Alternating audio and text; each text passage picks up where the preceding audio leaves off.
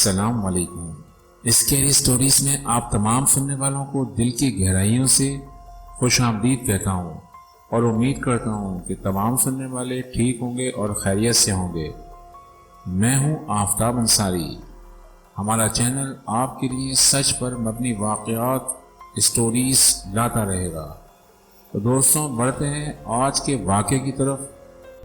دوستوں یہ کہانی ہمارے ایک ویور نے بھیجی ہے جسے میں حرف و حرف بیان کر رہا ہوں۔ میں سردیوں کی چھٹی میں اپنی فیملی کے ساتھ شملہ گھومنے آیا ہوا تھا۔ میری فیملی میں میری ایک چھوٹی بہن، ایک چھوٹا بھائی، میری والدہ تھی۔ میرے والد صاحب اپنے بزنس کی مصروفیات کی وجہ سے وہ ہمارے ساتھ نہیں تھے۔ ہم سب ایک کار میں تھے جس کی فرنٹ سیٹ پر میری چھوٹی بہن، بیک سیٹ پر میرا چھوٹا بھائی امی کے ساتھ بیٹھا ہوا تھا۔ میں ڈرائیونگ سیٹ پر ڈرائیونگ کر رہا تھا۔ میرا نام ناصر، میری بہن کا نام منیزے اور میرے بھائی کا نام حسن ہے۔ ہم سب نے شملہ میں 3 دن قیام کیا اور بھرپور طریقے سے سیر و تفریح کی۔ واقعی یہ ایک بہت خوبصورت اور پرفضا مقام تھا۔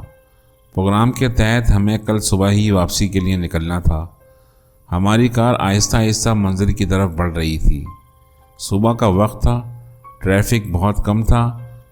میں اور میری والدہ خاموش بیٹھے تھے جبکہ میرے دونوں چھوٹے بہن بھائی آپس میں ایک دوسرے سے مذاق کر رہے تھے۔ آسمان پر کالی گھٹاؤں کے ڈیرے تھے اور پھر اچانک تیز ہوائیں چلنا شروع ہو گئیں۔ کچھ دیر تو میں نے گاڑی کو کنٹرول کیا، لیکن جب آندھی شدت سے چلنا شروع ہوئی تو گاڑی ڈگمگانے لگی۔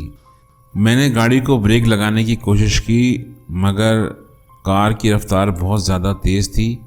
تقریباً 10 منٹ تک تیز ہواؤں کا سلسلہ چلتا رہا۔ میں حیران و پریشان گاڑی کو سنبھالتا رہا۔ میرے بہن بھائی اور والدہ سب پریشان تھے۔ پھر اللہ اللہ کر کے آندھی اور بارش تھمی تو ہم نے سکھ کا سانس لیا۔ اس وقت صبح کے 10 بجے کا وقت تھا، لیکن آندھی کے باعث ہر طرف اندھیرا پھیلا ہوا تھا۔ دن میں رات کا سا سما تھا اور پھر آہستہ آہستہ موسم بہتر ہونے لگا۔ ہماری کار جو بند ہو چکی تھی، میں نے اسے دوبارہ اسٹارٹ کرنے کی کوشش کی، لیکن انجن ایک گڑگڑاہٹ کے ساتھ بند ہو رہا تھا۔ میرے بھائی حسن نے کہا، بھائی آؤ اتر کر دیکھتے ہیں۔ پھر میں اور حسن گاڑی سے باہر آئے تو ہم حیران ہو گئے۔ یہ روڈ نہیں، ایک کچا راستہ تھا جس کے دونوں طرف جھاڑیاں ہی جھاڑیاں تھیں اور دور دور تک آبادی کے آثار نہ تھے، نہ ہی وہاں پر انہیں کوئی شخص نظر آ رہا تھا۔ حسن نے پوچھا، بھائی یہ کون سی جگہ ہے؟ میں نے حسن کو کہا، مجھے اس جگہ کے بارے میں علم نہیں ہے۔ اور پھر ہم نے جب کار کا بونٹ کھولا تو سرسراہٹ کی آواز آ رہی تھی، لیکن کچھ نظر نہیں آ رہا تھا۔ میں نے جھک کر دیکھا تو نیچے سے فیول ٹپک رہا تھا۔ میں سمجھ گیا کہ اس کا فیول پمپ لیک ہو گیا ہے۔ یہ ایک لمبا کام تھا جو اتنی جلدی ممکن نہ تھا۔ میں نے گہری سانس لی اور امی منیزے کو آواز دی۔ وہ بھی باہر آ گئے۔ منیزے اور امی بھی باہر کا منظر دیکھ کر بہت خوفزدہ ہوئیں۔ میں نے ان سب کو حوصلہ دیا اور ہم اندازے سے ایک سمت چل دیے۔ تقریباً 40 منٹ مسلسل چلنے کے بعد ہمیں دور کچھ جھونپڑے نظر آئے تو ہم نے خدا کا شکر ادا کیا۔ ہم تیزی سے ان جھونپڑوں کے نزدیک پہنچے تو ہمیں زیادہ تر جھونپڑے خالی نظر آئے۔ ایک جھونپڑے میں ایک بوڑھا شخص بیٹھا تھا۔ ہماری اس سے بات ہوئی تو اس نے بتایا کہ یہاں کبھی ایک بستی آباد تھی، لیکن سوکھا پڑنے سے لوگ یہاں سے چلے گئے۔ اور پھر میں نے اس سے قریبی بس اڈے یا اسٹیشن کے بارے میں معلوم کیا تو اس نے بتایا یہاں سے تقریباً 3 کلومیٹر کے بعد ایک چھوٹا سا گاؤں ہے۔ اس گاؤں کے قریب ہی بس اڈا ہے، وہیں سے آپ کو بس مل سکے گی، لیکن وہاں سے بس صرف صبح نکلتی ہے۔ اب کل سے پہلے بس ملنا ممکن نہیں۔ میں نے اس بوڑھے سے کسی ہوٹل کے بارے میں پوچھا تو اس نے کہا، بابو صاحب اس بس اڈے سے پہلے ایک ہوٹل تو ہے، لیکن وہاں پچھلے کچھ مہینوں سے کافی وارداتیں ہو چکی ہیں، جس کی وجہ سے لوگوں نے اس طرف جانا چھوڑ دیا ہے۔ میں چونکا اور میں نے پوچھا، کیسی وارداتیں؟ اس پر بوڑھے نے کہا، صاحب مجھے زیادہ پتہ نہیں، پر لوگوں سے سنا تھا تو آپ کو بتا دیا۔ میں نے بوڑھے کی باتوں کو نظر انداز کر دیا اور ہم سب اس ہوٹل کی طرف چل پڑے۔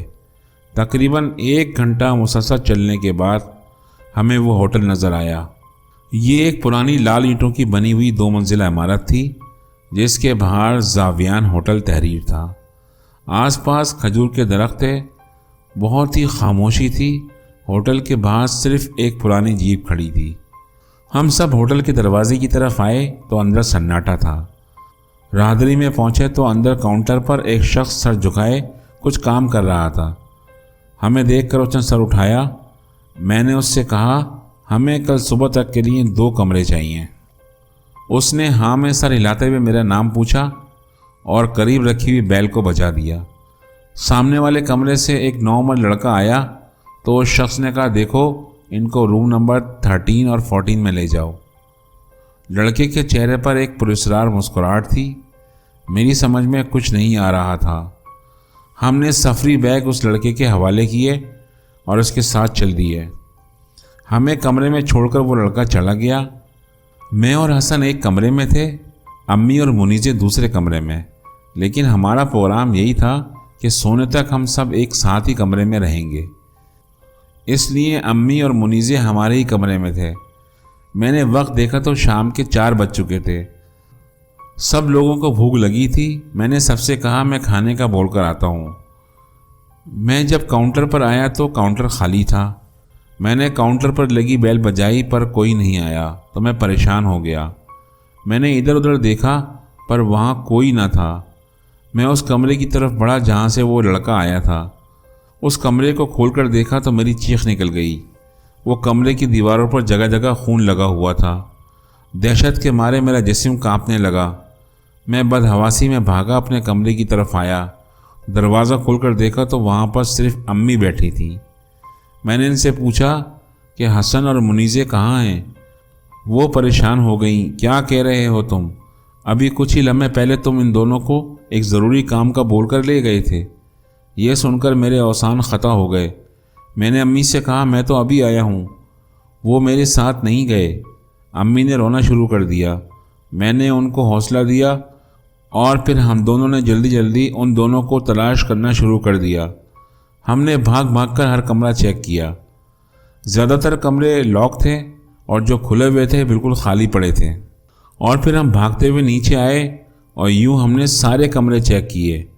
نہ تو وہ شخص نظر آیا اور نہ ہی حسن اور منیزے کا کچھ پتہ چلا۔ اب تو میرا دماغ چکرانے لگا تھا۔ پھر جب ہم ہوٹل کے مین گیٹ کی طرف پہنچے تو میرے ہوش اڑ گئے۔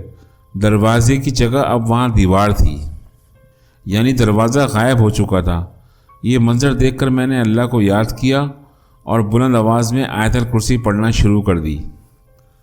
جیسے جیسے میں آیت الکرسی پڑھتا گیا، ہوٹل سے کئی لوگوں کے چیخنے چلانے کی آوازیں آنا شروع ہو گئیں، اور پھر امی نے بھی تیز تیز آوازیں پڑھنا شروع کیا تو چیخیں بڑھتی گئیں اور پھر آہستہ آہستہ آوازیں کم ہوتی گئیں۔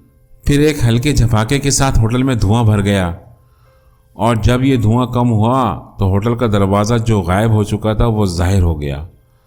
اور پھر اچانک میرے کانوں سے حسن اور منیزے کی آوازیں ٹکرائیں تو میں نے گھوم کر دیکھا تو وہ دونوں بھاگتے ہوئے آ رہے تھے۔ میں نے ان سے پوچھا تم کہاں چلے گئے تھے؟ تو انہوں نے بتایا کہ آپ ہمیں ایک کمرے میں چھوڑ کر چلے گئے تھے اور پھر ہم نے بڑی کوشش کی لیکن اس کا دروازہ نہیں کھلا۔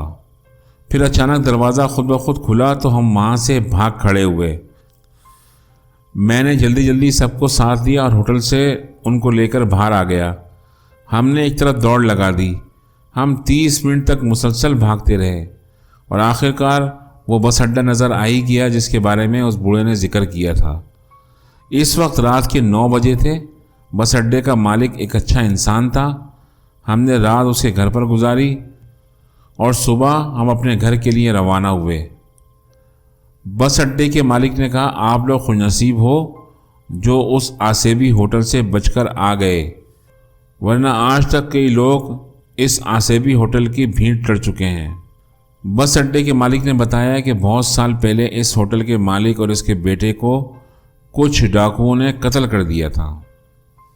ہوٹل کے مالک اور بیٹے کے قتل ہونے کے بعد اس کی بیوی نے یہ ہوٹل کسی کو بیچ دیا، لیکن اس کے بعد ہوٹل میں ایسے واقعات رونما ہوئے کہ لوگوں نے اس ہوٹل کو خالی کر دیا۔ جب سے یہ ہوٹل آسیبی ہوٹل کے نام سے جانا جاتا ہے۔ یہاں پر صرف انجان لوگ ہی اس کا شکار ہوتے ہیں۔ شکر ہے آپ بچ گئے، دوستوں آج اس واقعے کو کئی سال بیت گئے مگر وہ ہوٹل کی بھیانک رات مجھے آج بھی یاد ہے۔ یہ میری زندگی کا ناقابل فراموش واقعہ تھا جس نے میری زندگی میں ہلچل مچا دی تھی۔ دوستوں امید کرتا ہوں کہ آج کی اسٹوری آپ کو پسند آئی ہوگی۔ ہمارے چینل کو سبسکرائب کریں، ہماری ویڈیو کو لائک اور شیئر کریں۔ انشاءاللہ ہم آپ لوگوں کے لیے اچھی سے اچھی اسٹوریاں لاتے رہیں گے۔ اس کے ساتھ ہی آفتاب انصاری کو اجازت دیجیے۔ اپنا بہت خیال رکھیے گا۔ اللہ حافظ۔